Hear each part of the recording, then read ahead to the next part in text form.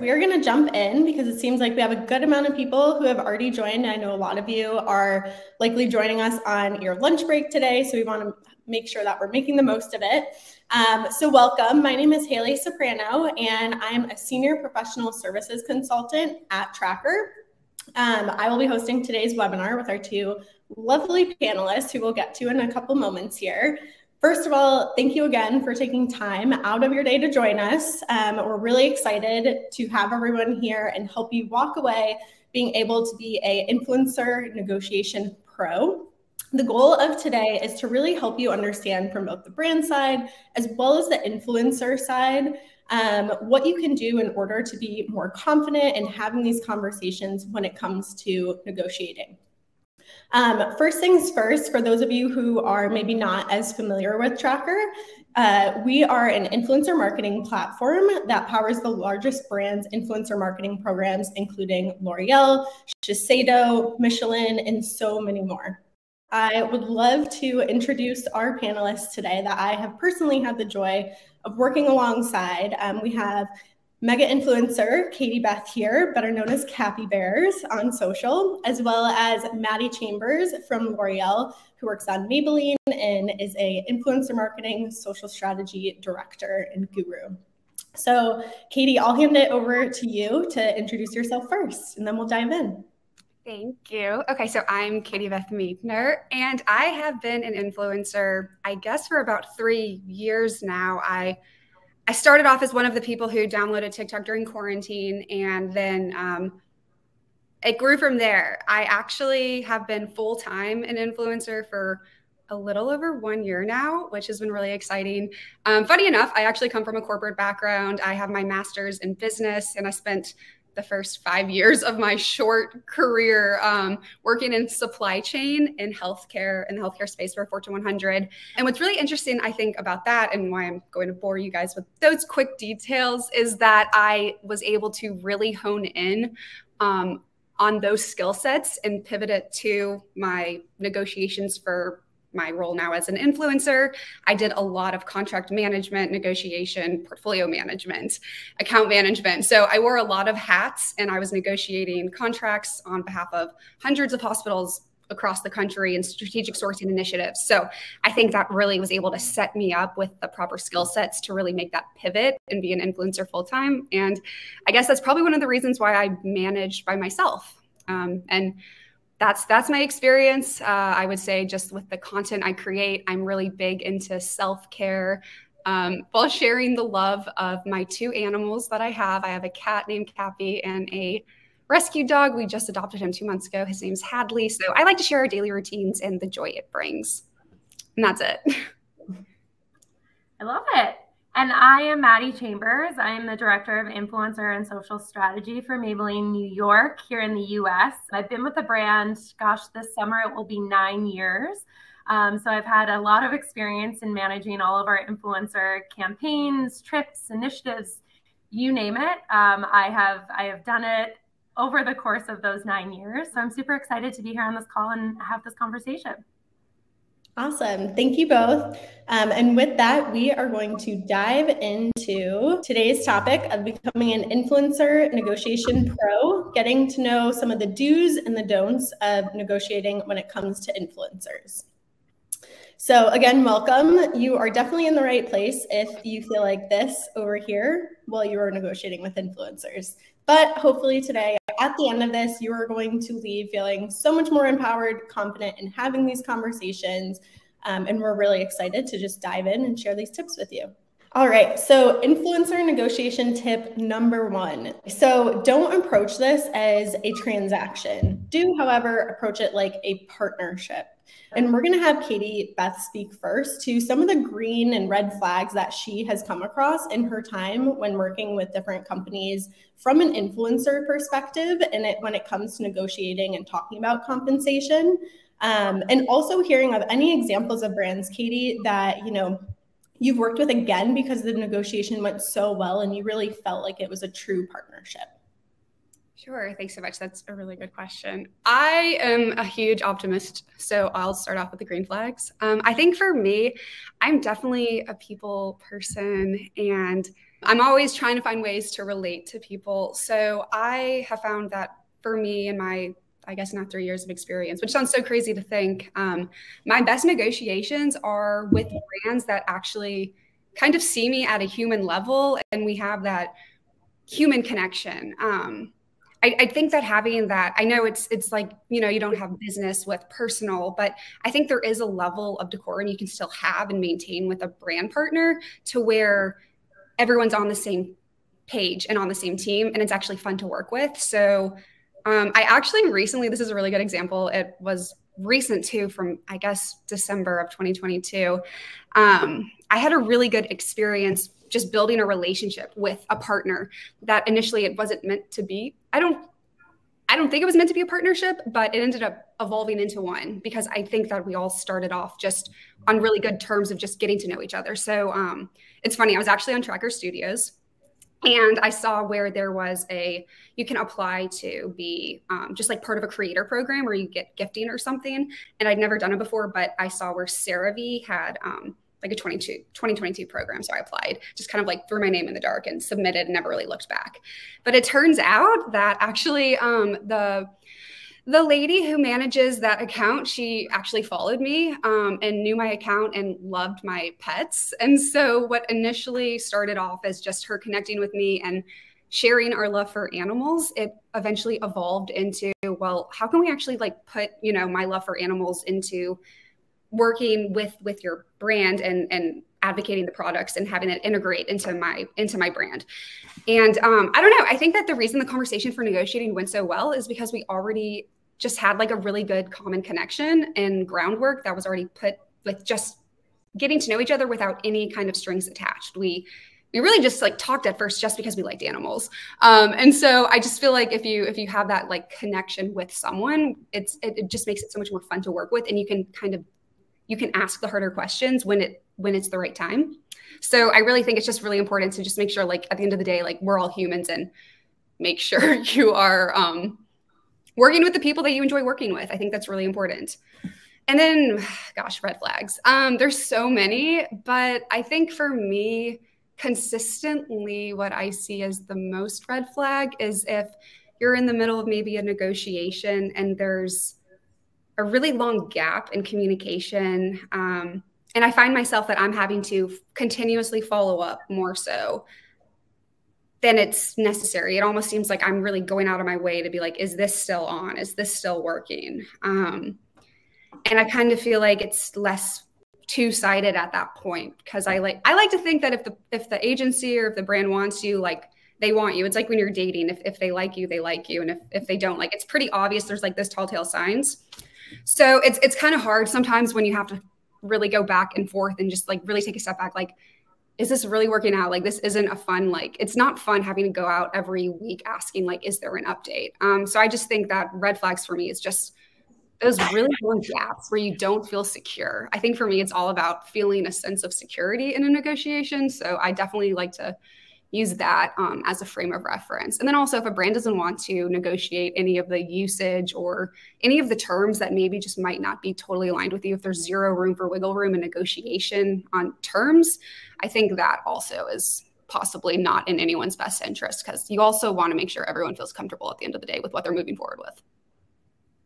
Definitely. That's a really good analogy. I'm thinking of influencer marketing and that relationship as a dating relationship. It's like, you don't want to waste time on someone who doesn't want to, spend time with you. So he wants you, he would have, or something.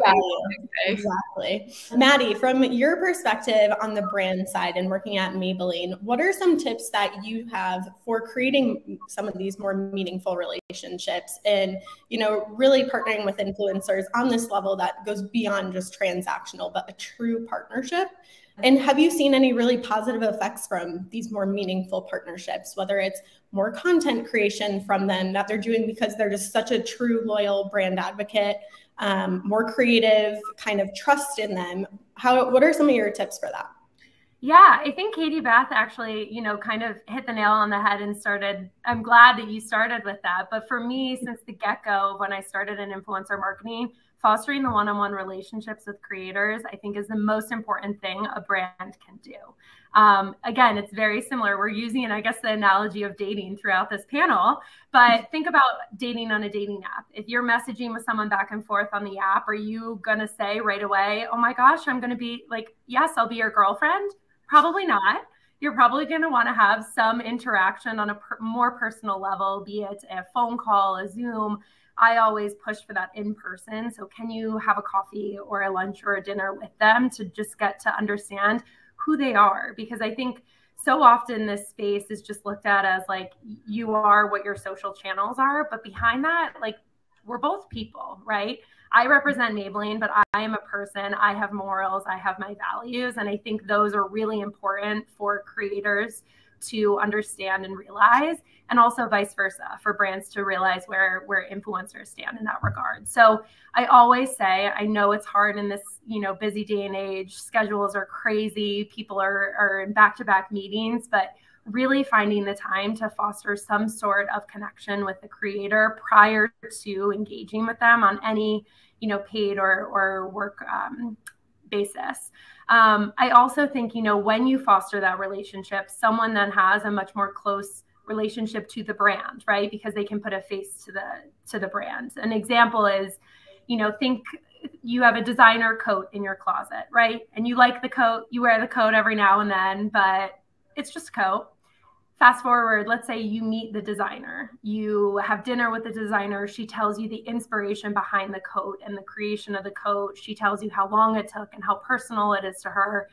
You're going to look at that coat in your closet differently, right? If you grab it, you're going to feel a little bit different. And so I think, when a creator can have that relationship with the brand on a personal level and understand the people that are working the 9 to 5 or 9 to 5+ hours every single day, it goes a long way. So you will get some of that organic love. You will get, a little bit more transparency in your conversations, be it at the get-go with negotiating, but also from the completion of the project, right? I think, and Katie Beth, I'm sure can attest to this, but if you have a connection and you're filming and have a question, you know where to go, right? You know who you can bring that question to. And oftentimes it leads to the content being more A+ type content and just benefiting both creator and brand much more. Definitely. I think that relationship building and like authentic relationships, really showing influencers that you are a person, you care, and the brand cares about them, and making those common connections, as you guys both mentioned, is so, so key, and really the first good start to building a relationship with influencers. All right. So tip number 2, do look at the data.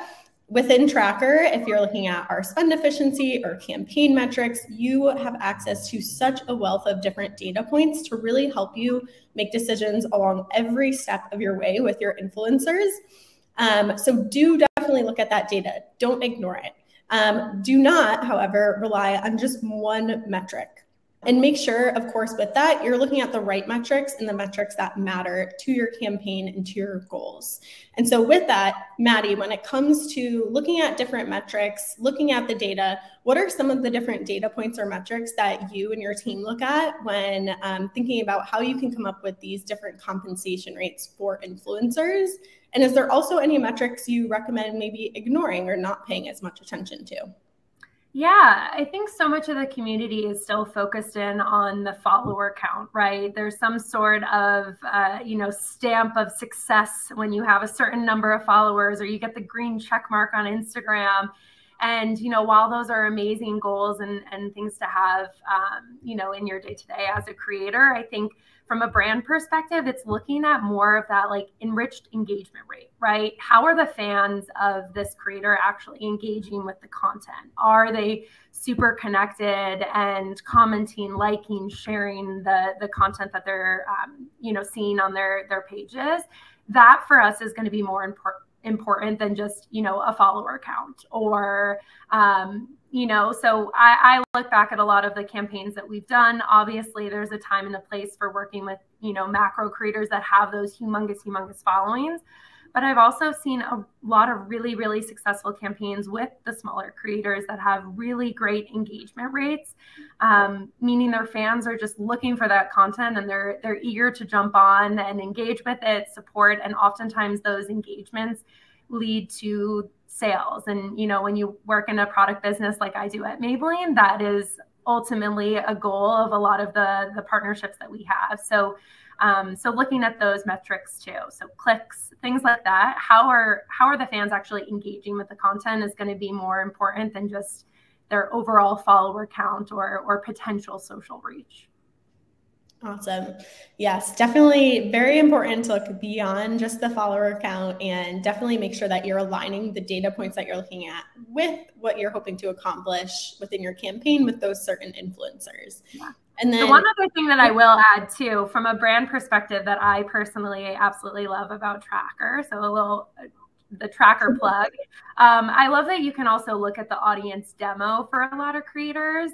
If they're brand members on this call, I think a lot of conversations are now targeting certain age audiences, right? If you want to target a Gen Z consumer, you want to target a millennial or, an older consumer, you can look at the actual audience demo of your creators on Tracker. And that's incredibly important and helpful for us as well as we're looking at who to engage with and, who has that following. So kind of putting two and two together help us from the brand side.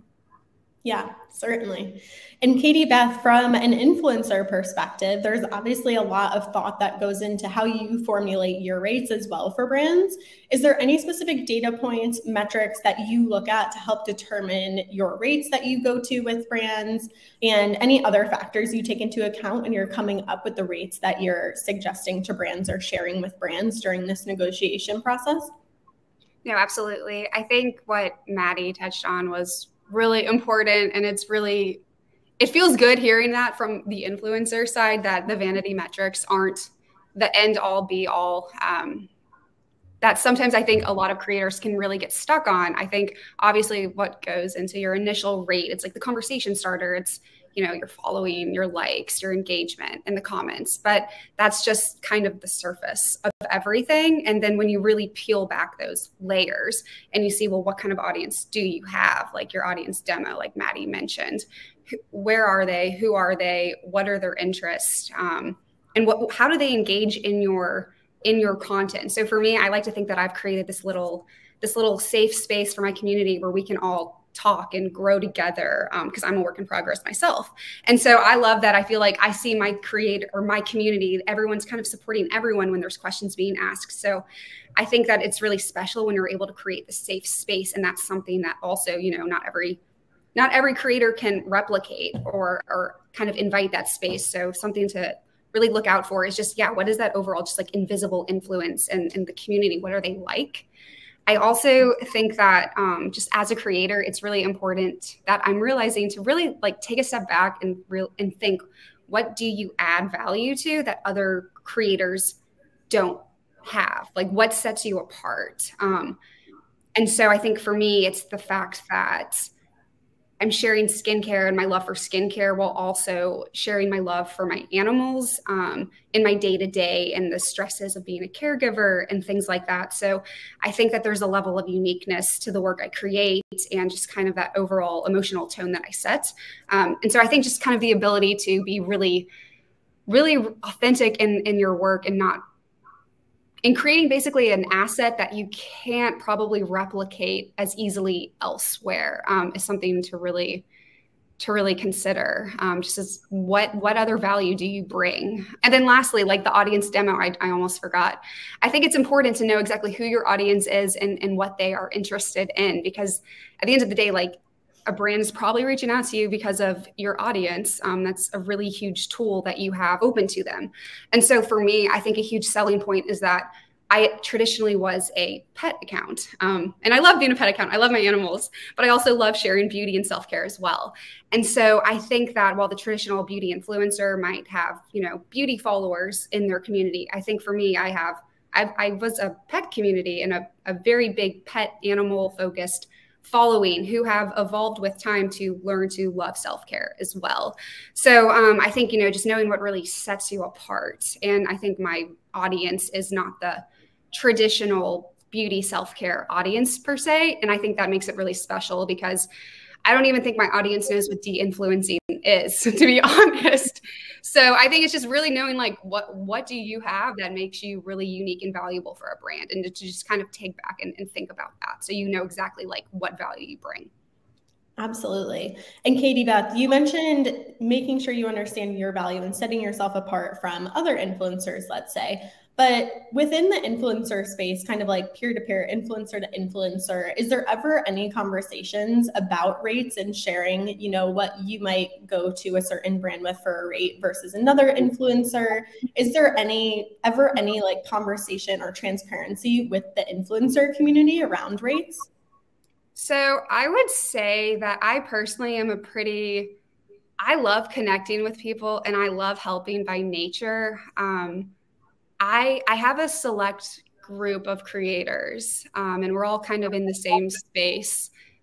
At the end of the day, I think everyone that's a creator probably knows that there's room for everyone to succeed. And so having these open conversations at more of a high level discussion is important. I think that it's important to be able to kind of just talk overall strategy and maybe base rates. I think at the end of the day, once you finalize a contract, those terms and conditions are classified within the agreement. So obviously there is discretion that has to be used there, and you can't just be sharing rates like that. But I do think that these high level conversations with strategies and just knowing, I think the biggest thing for me is once I started being more open with creators just about the high level strategy, I was able to realize like, wow, I was really undervaluing myself. And I had no idea that like this was a going rate, because I think a lot of creators have agencies managing them. And so there really is kind of just that standard, it's like a going rate, I guess you could say. And it to me was really helpful being able to really just like understand like my worth. So I would just recommend to influencers to, find some like-minded creators that you respect and value, and y'all can definitely I think it's so important to be able to share just high level details for sure. Yeah, absolutely. I'm sure that's super valuable too, just from an influencer side. It probably very much feels like, you're on your own a lot of times, but having that kind of trusted circle to lean on and share strategies at that high level is probably super valuable. So absolutely. Really interesting. All right, on to tip number 3. So do ask for an influencer's rates before sharing your budget. Do not overlook or bypass usage rights. There are so many different elements that go into a full negotiation, whether it's usage rights, exclusivity, making sure that you're well aware of all those different fees that can be incurred is so important. And also understanding that influencer rates can change. Just like anything else, rates change, things cost different amounts. And with that, Katie Beth, I would love to hear from you and your perspective. From an influencer, you obviously have grown tremendously over the years from an audience standpoint, as well as, your engaging content. You've had some really amazing viral pieces of content and worked with a wide variety of different sizes of brands. So when it comes to negotiating rates, do you ever change your rates? How do you kind of structure them? What do you base them off of? Do you change them over time after a certain time period? I would love to kind of hear from you on that, like how your rates are structured, and do you just kind of have a flat rate, or, do you even change your rates based on different brand sizes? No, that's a really good question. I think so. At the end of the day, I'm a business, so I always have to remind myself, like, you're a business and you have to treat every engagement as such, which when I first started this out, it definitely was I wouldn't say it was difficult to grasp, but I definitely felt like in the beginning I had a lot more leniency and wiggle room and just what I was doing. But now that, I've done this full time and this is my source of income. So I think that it's so important to be flexible in your rates, but to an extent. I think that just like any business, there's always going to be that break-even point, and that you really need to know like where your base level is. And so once you have that base level, from there, where are you willing to like give up or add on to? And so for me, I would say that I'm pretty consistent throughout the board when it just comes to a base rate, whether it's like, okay, for one reel or a TikTok or a story set. And those are pretty consistent throughout the book. But then what really kind of adds the customization to each scope of work is the paid usage, the organic usage. What's the timeline? What's the actual concept of the campaign? And is it going to be a lot more difficult than just a different concept, for example? I've had some projects that like just preparing for filming have taken me days because I have to have my whole house in the content, and you have to also make your house look a certain way to where it's still respectful, but also tells a story. And then also exclusivities. I know a lot of people in the beauty space. I mean, there's so many brands and so many opportunities, and exclusivities are they're very real in that world. So I think that all of those factors play a really big component in your rate beyond just your base rate. But I would say that I'm not really, if my base isn't able to be met, then I have to really be honest and say like, that's not a good business move for me. Because I've in the past, I've possibly taken rates that I shouldn't have. And I ended up being resentful, and like, I don't want to be resentful because the brand didn't deserve that. And it's all about having like a good partnership, and it has to feel good on both sides. So if you don't feel good about it, like don't do something then you lower. Don't do something lower than you would normally. Cause yeah, I didn't like how I didn't feel good about it the whole time. It didn't feel good. Yeah, that's a really, really good takeaway. Knowing your value and knowing when it's maybe okay to just say, you know what, this is beyond my means. I need to walk away at the moment. And maybe it's a no at that time, but maybe something could come about in the future too. So, and then Maddie, when it comes to the brand side of things, as I'm sure a lot of people that are joining us today are coming from the brand side, we know that oftentimes, you know, you have your budgets for the year, you have budgets broken down per campaign. But when it comes to having these conversations with influencers, do you typically start with sharing what your budget is for that influencer, or do you ask for their rates first? So I think it definitely depends on what the program is. And what I mean by that is, you know, I've been in this space now for almost 9 years. So there are a lot of creators that I've had the privilege of working with time and time again. And so I'm aware of their current rates. I know, you know, from an industry perspective, what they are paying for certain deliverables. And so in some instances, I can go to them with an opportunity and say, look, I have this opportunity. Here's, you know, the details of the program, and this is the budget that we are looking at. Let me know your thoughts. And at that point, it becomes the conversation of going back and forth and figuring out what makes sense from their perspective and ours. But I think more times than not, if it is a new creator and you don't know, right? You don't know their rate. You kind of can tell from their audience size and from going into Tracker and pulling what a suggested rate, you know, would be for them. But you don't know. That's where I always go back to the communication. Right? Both Katie Beth and I said from the get-go of this panel, like having that relationship is important. And this is where it becomes the most important. First, you should be fostering the relationship with the creator before you're just slapping a deal in front of them. But having that conversation, introducing yourself, sharing a little bit of the behind the scenes of why this program is happening and what you're looking for, and saying, you know, we would love to consider you for this program. Are you able to send me through your rates so that we can consider you and discuss with the team? That then gives them the opportunity to understand the context of the program, to understand where the brand's coming from, and then put together that package offer. And again, from there, it's kind of, that's the first step in the conversation. You know, as Katie Beth mentioned, what are the other areas of the partnership?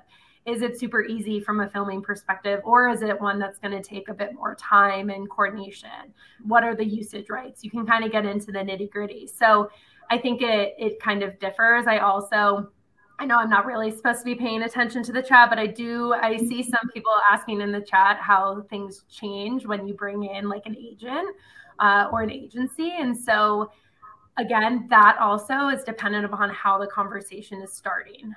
Are you talking to an agent in regards to one talent specifically? And in which case, oftentimes, I still urge to have that one-on-one relationship. You should have a connection and you know, a base for friendship with this agent, but then understanding a little bit as to where that special influencer is coming in from a rate angle.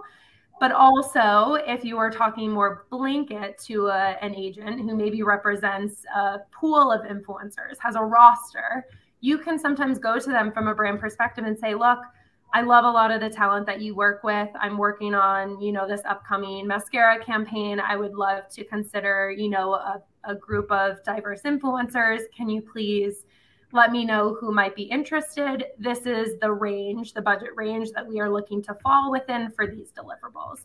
And then you're allowing, the agent an opportunity to present talent that would fall within that bucket. So that minimizes the amount of back and forth you're going to have, right? Because they're almost saying to you, hey, Maddie, these people are going to work. Talk to your team, figure out which ones feel, on brand, and then we can kind of move forward. So I do think it's different per situation. But again, every single one of those situations I just mentioned are all ingrained in communication. I don't believe that any, tough negotiations or negotiations should really only be happening via email. I think you should not be afraid to pick up the phone or have that live discussion, because it's a lot easier to be transparent and to have that open and honest discussion. Yeah, absolutely. And one thing that you mentioned, Maddie, was usage rights. And I'm sure a lot of people are probably curious around, when do I ask for usage rights? How long should I be asking for usage rights for? Do you have any kind of perspective on that? And do you feel like it's worth it asking for usage rights? What's kind of your viewpoint there? Yeah, I think this goes back to what the brand objective is, right? This is a discussion that you should be having cross-functionally with your teams as to, the content that you're going to create, where is it going to be utilized? I think at a base, most brands would look for organic usage, which normally doesn't come with an incremental price tag. It's when you get those paid usage rights that really kind of add the dollar signs. In my experience, it is worth it. Influencer-led content performs incredibly well and above benchmark across the board. And so brands within the beauty industry, but also all other industries, as we all know from probably just going on social media, are using creators in more of their advertisements. And so I think, as a brand, you sit down and you really dictate. I'm very specific when I talk to my marketers about what is the window that we're actually going to use this for, right? I, from a brand perspective, don't want to pay for a year of paid usage rights if we're actually only going to utilize it and boost it or whatnot for 1 month, right?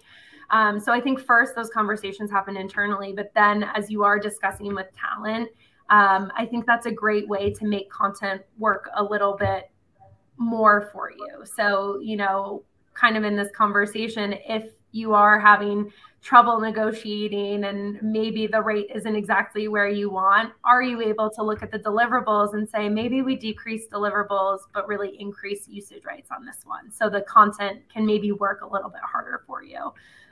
So yeah, I think usage rights is one that from an influencer perspective and from a brand perspective, you should be very, very, direct in how and when you will be using the content. I don't think, and Katie, correct me if I'm wrong, but I don't think that you would ever, just license blindly and not share where the content's going to go and for how long. So again, going back to that transparency, but I do think that usage rights is a great way to make the content work, and also in a lot of instances meet influencers where their rates might be. Absolutely. And I think that's actually a perfect segue into our next tip, really thinking about how you can get creative if an influencer's rate maybe is a little bit higher than what you're anticipating, and maybe it's not totally working within your budget. I think it's really important to remember to, first of all, do think creatively. Just because maybe the numbers aren't matching up initially, there's a lot of other ways that you can think of how you can add more value from the brand side. What are some different things that you can maybe take out or add to the partnership to make it more valuable for the influencer?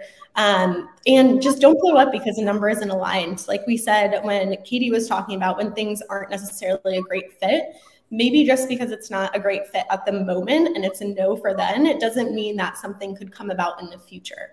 And so, Maddie, from the brand side, what do you kind of advise if an influencer does come back way above budget? Is there any way that you typically think about adding more value when maybe you don't have the budgetary means, but you can add value in other ways?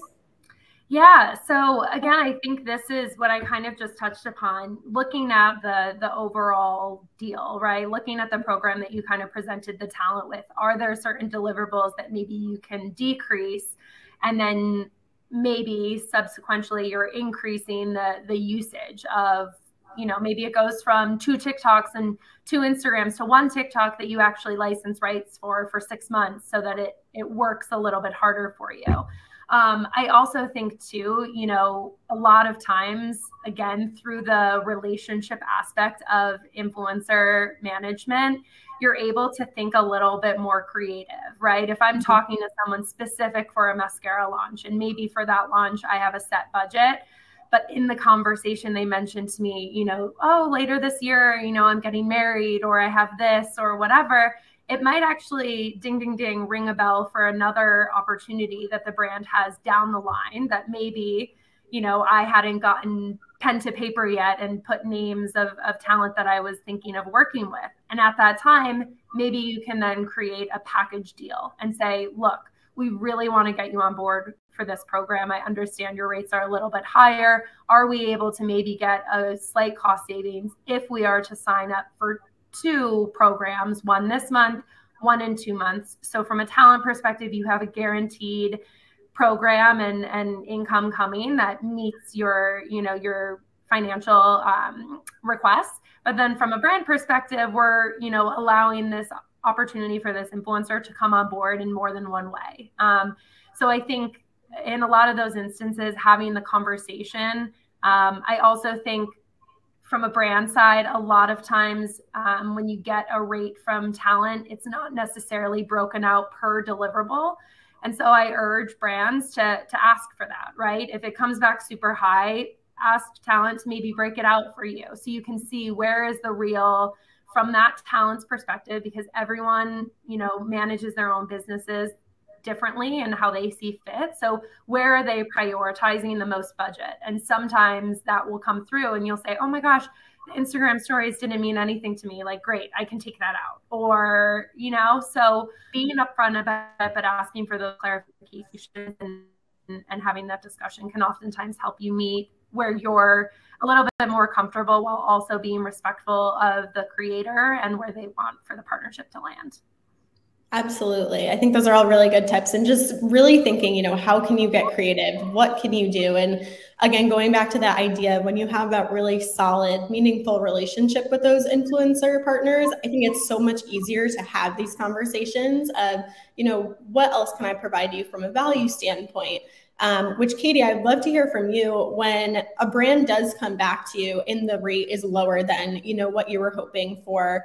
How do you kind of approach those things? How do you handle that? And is there anything that you would advise to brands that they could do or they should think about in terms of getting creative and adding more value to the partnership if they can't from a budgetary standpoint?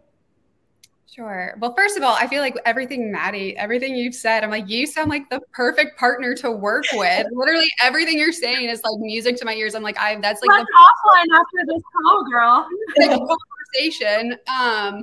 And no, I mean, everything she's touched on is absolutely how everything should go down. Like, first of all, I think a big thing is when a brand comes back with an offer that's lower, I think it's important to note, like, that's not a bad thing. It just means that we're now like opening up the conversation to get the discussion going and to find a middle ground, because it's a partnership, which means 2 people. So I think people always like get really upset, like, oh no, they came back lower and I have to take it. And if I don't take it, then they're going to walk away. And if the brand walks away because you then like find another like rate or term that's different to accommodate both parties, then they're probably not a good brand to work with to begin with. So it's really important to not be scared to ask for concessions. It's really not. I think that, like, personally, I don't get upset when a brand comes back lower. I feel like I expect it. I think brands already, like, they're trained to come back with a lower proposal than what you bid, and that's totally fine. So it's really just opening up the floodgates to start actually getting all the meat and bones you need to like make that final piece. And what Maddie touched on with the paid usage, that's so crucial. And once I learned how important paid usage was for brands and how they could take my content and really make value from it and so many different levels with marketing, that I'm sure, because I'm only on the influencer side, I probably don't even know how much value paid usage brings, but I know it brings a lot. And so for that, like, I do think that once you understand that like usage that's paid should be really taken into consideration, and it shouldn't just be like a little cute flat fee. Like, you really should think about it on a month by month basis, because they're taking your name and likeness for all those days at a time. Really take that into consideration. And so I think it's so funny when brands will come with like, we want perpetual usage, or we want 1 year of paid usage. It's like, do you know what that actually means? And so then it's, you know, you're able to like have the conversations. And I think typically like 1 to 3 months is a really strong term to have. And I really enjoy giving paid usage for brands. I really enjoy like that I'm able to be kind of considered like that face that brands accept and have a community or audience resonate with to see content. So yeah, definitely creators, if you're not looking into paid usage and like what value that brings, that's something that will change your world. Don't ever not negotiate that. Always make sure you have that understood. I'm trying to think, what were your other questions? Like, what terms would I do if the offer's too low? Yeah, or like, is there any other way that you see brands can add value? So maybe they can't meet you at your rate, but from maybe it's a product perspective or something that's, you know, not as maybe tangible. Maybe it's like they could offer to donate to one of the charities that you're super passionate about, especially pet space, or having you come to an event, let's say. Like, are there ways that are kind of outside just the contract fee that brands can get creative and think about to add more value? At least with my experience, I think the biggest thing is just, to me, value is security, and value is knowing that it's like when you're dating someone and you know that it's like it works and it's working, and you're secure about it. So I've never had an experience where, you know, a brand's donated to charity, although I do love that, and I'm going to use that going forward. But I do think that like is the product worth it for you, that like maybe you get more of it? Or I think a brand recommendation is also cool too. I know sometimes I've heard creators will have a brand almost do like a referral about how it was working with them, so they can pass that on to other brands when they're maybe looking for new talent, to see like, okay, this is what this brand like gave them their stamp of approval. And I've never personally done that, but I've heard of that. As kind of an unconventional means. I think for me, the biggest thing, I keep saying it, security and just like a sense of understanding on both sides. So there was a recent situation with a negotiation with a term that I didn't love. And obviously I'll keep that's going to stay at my discretion, but it was a non-negotiable. And so like these things happen. And I know I keep reiterating, like, a partnership it's both sided. So there are times where things are not negotiable. But we were able to kind of take that and then turn it into, well, how can we make this okay for you? And kind of like what Maddie had mentioned, it's like, okay, well, maybe if you sweeten the deal by adding 2 or 3 more programs into that initial offer, maybe that term that you didn't like, maybe it'll be less of something you didn't like going forward, because now it means you're going to have a couple more campaigns.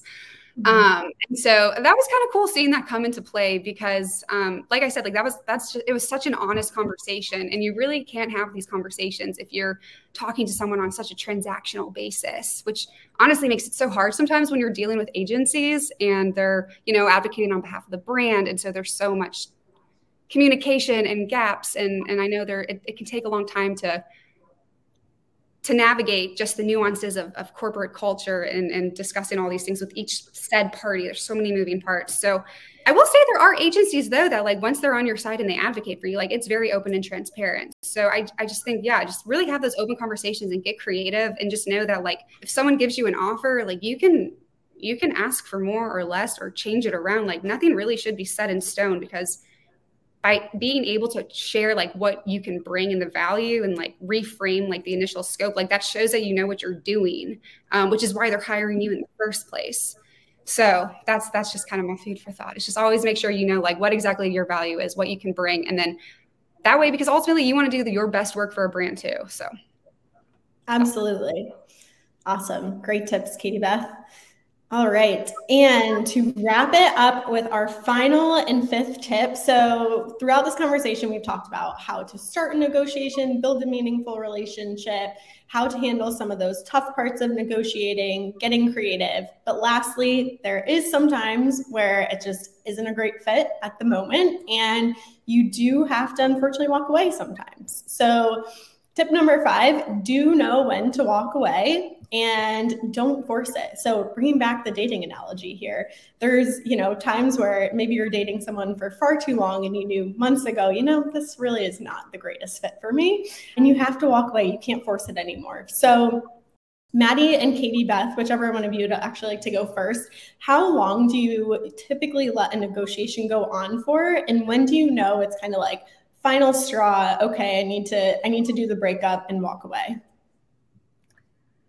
Yeah, I'll jump in. So I don't think there is like a set timeline, right? Because I think it's always based off of what the program is that you're going to a creator. Sometimes it can take longer, sometimes it can be quicker. I think the most important thing is just, trusting your gut from a corporate perspective is very important. I think if you are having transparent conversations and dialogue, and you as a brand are interested in meeting in the middle and are, hearing the creators, taking what they're actually saying into account, not just saying, okay, well, this is our budget, this is it, like actually meeting them where they are. For me, it's sure that that's also being reciprocated, right? At the end of the day, this is a partnership. It is 50-50. It has to be beneficial for the brand, but it also has to be beneficial for the creator. And so I think, if you're going back and forth on negotiations and one party is just steadfast and they're like, this is it, I'm not budging, these are my numbers, that's it.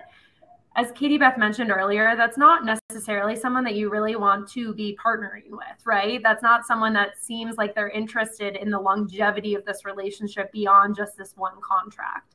And that's really the end goal for me, is partnering with talent that the goal is for a campaign to be successful and to partner again and again and again and create this amazing connection with the creator in which they're talking about your brand and vice versa, like synonymously. And so for me, if you're getting to a point in a negotiation and it's just they're not budging, they are set, that is their number, I think respectively from a brand perspective, you can say like, thank you so much. We've taken into account your rate that you're looking for. It's not going to work for this particular project, but I'd love to keep you in mind for things upcoming. And I think at that point, it's on the brand to then see how you can maybe engage with the creator from an organic perspective. Do you say, while this program is not working, I'd still love for you to be one of the first to get this new product launch?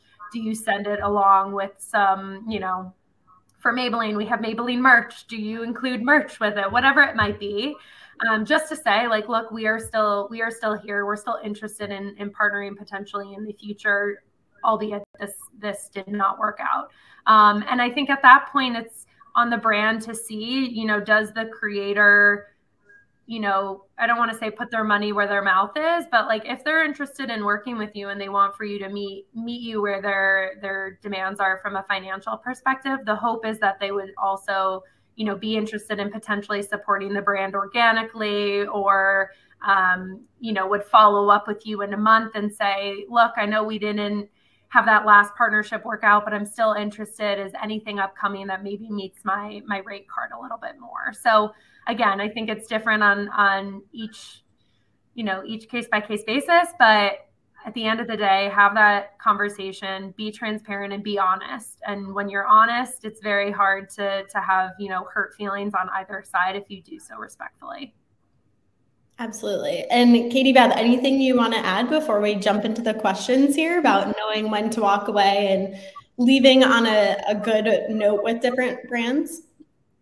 Yeah, I mean, I think Maddie definitely hit on all the points. It's really important to always be respectful, keep the door open, because things do change. And I've learned that a lot of the brand side and the agency side, it's a small community is what I've heard. So I hear that if one bad experience could then end up everyone thinking you might not be someone good to work with, is what I've heard. So it's always good to really keep professional and keep your cool kind of thing is what I've heard. So I will say that, yeah, definitely always stay positive, keep the door open and be respectful. I know so many creators will like put brands on blast on like TikTok and stuff. And I don't know. I would never want anything like that tracing back to me. That's really bold, especially if like it's a career you're making for yourself. So I do think that having a level of like decorum is really important. And I have had it where brands have said we don't align, and that's okay because you're not always going to align, and you don't always have to go out of your way to make something align because like you always want to feel good about something. If it doesn't feel good, you shouldn't do it. And so you definitely need to know your value, because if you don't know what is your value, then that's probably just, I don't know, the conversation, you definitely need to know exactly where you stand with things and like where is your like lowest point that you're willing to accept. Because then the brand, if they do end up, really like wanting to build a relationship with you, they will, continue reaching out, staying in touch, organic gifting with no strings attached. And you end up building that relationship, which ultimately will lead to something in the future because they know who you are. They want to advocate for you, and something can work down the line. So I do think it's super important to just always maintain really good relationships and stay in touch. I've had it before where something might not have panned out initially and we weren't able to align with numbers, which is fine. That happens a lot. And so time went on, I received gifting and I ended up making organic content with the product because I share what I love in my daily routines, and the video did really well. And then I've had it where, they ended up hiring me for some kind of holiday campaign where they had more budget, and that was a really cool thing. Or then sometimes you'll have a brand come back and just say, oh, we really like the content you just made. Like, can we run it for an ad for 30 days or something? You can do like a one-off. So there's always opportunities lingering. So it's always best to just keep the doors open. Absolutely. Definitely keep the doors open, end on a positive note. Keep in mind that, there's definitely future opportunities, and if it's meant to be, it's meant to be. All right. So I know we went a little bit over time. We don't have totally 15 minutes left for questions, but we are going to dive into questions now. And of course, if anyone has any other questions that we don't get to, we'll share some contact info for both Maddie and Katie Beth at the end. And you are more than welcome to reach out, connect with them. They are both, as you could tell today, a wealth of knowledge. So let's get into the questions. First one here we have from Jillian. I think Katie Beth, this one's probably for you, is how do you feel about gifted product partnerships? So I think it just kind of needs to really go back to what does that product mean to you and how important is that to you? So if it's valuable to you and that's something you want to move forward with from a solely gifted level, then I think that, it all depends really, because it's like there's not a one size answer fits all for everyone. Mm-hmm. But I will say that like I think people will sometimes take on like, okay, if I accepted a gifting campaign for this first time, maybe it'll turn into something paid for the next time. So definitely just make sure you keep in mind that like you could very much end up kind of pigeoning yourself into a gifted position. It doesn't always end that way, but I think it's really important to just face value, like let the brand know like how you do things and like, oh, we'll do it gifted this time and maybe next time it'll be paid. Like that doesn't ever really happen. And if it does, like it should happen from the get-go. You shouldn't have to like prove your worth. But that's also just me. I don't know. I'm kind of like a tough love approach, but I love accepting gifts like without strings attached. That's always really nice. I love accepting gifts every time. So probably won't work for it. Great. And then we have a question from Ashley. I think, Maddie, this one's probably a great one to send your way. When it comes to developing contracts, do you allow influencers to suggest red lines or, kind of come up with some different version of terms or suggest different things without being too specific? Absolutely. I think, again, when I said a partnership is 50-50, right? You have to ensure that you, as an influencer, are protecting your business, and as a brand, you're protecting your business. Obviously, all businesses are, function differently and have legal counterparts that, I'm not a lawyer, although I say I think I could add being a lawyer to my resume after how many contracts I've done in my career.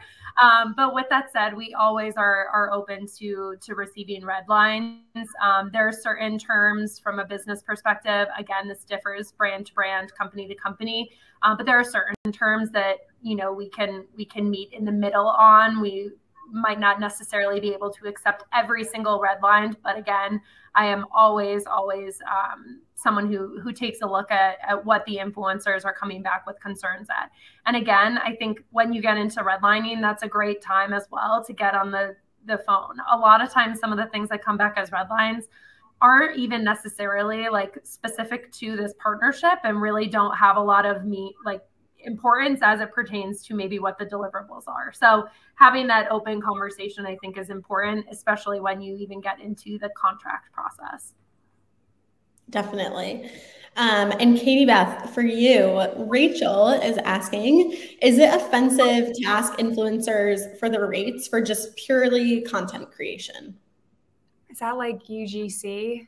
Is that what that means? Or what are for purely content think about it from that perspective. Yeah. Like UGC? I've never done that. That's a whole nother beast I hear that people are really like getting into these days. I mean, it depends. Are they wanting to take it and just like put it on their account and run it as a paid ad, or are they wanting to just use it as like organic usage on the brand's feed? I personally, like, influence or not, I think that, you know, like we had mentioned, it's not always about the vanity metrics and your following. It's important, but it's really not like the going factor. And so at the end of the day, it's your time, it's your quality of work, it's the skill and the years of experience you've built. And so, you know, wherever the video is going, I feel like it should still be a pretty similar way you're structuring your rate. I don't think it should be offensive at all. And if, like me personally, I don't necessarily even understand like what that means for just like giving them, I guess, a video. I can't actually see the question here, but being able to really ask the brand, what does that mean and what does that entail? I think that's a really good starting point too. Yeah. And I think, oh, sorry, go ahead, Maddie. I was just going to add, I think, you know, I saw a couple of like things coming through in the chat earlier that were talking about like, how do you not be rude or offensive? And like those words, I think at the core of those words, it comes back to like being communicative and being like a nice person, right? Like, I think it's so, in this generation, it's so easy for people just to look at creators as like content machines and like, okay, you're going to create content, go, go, go. When, as we can see, like Katie Beth is a person, she has a brand, she has like a career of her own. And I think it is the brand's responsibility, and if you have an agency that's doing your outreach, the agency representative's responsibility to always go at conversations with like, as a kind human. Like, I know that sounds kind of like common sense, but at the end of the day, like you should start the conversation with that. And I think from there, nothing will ever feel offensive, even if it's a super low rate in comparison to what their rate card is. It's you know, it's open for discussion, and it doesn't come across as rude if it's not sent in a rude manner. You know what I mean? Absolutely. All right. So I know we didn't have time to get through everyone's questions, but as I mentioned before, do feel free to reach out and connect with Maddie and Katie Beth. You can connect with both of these ladies at their respective channels that are mentioned here, whether it's LinkedIn, Instagram, TikTok. Definitely go follow Katie.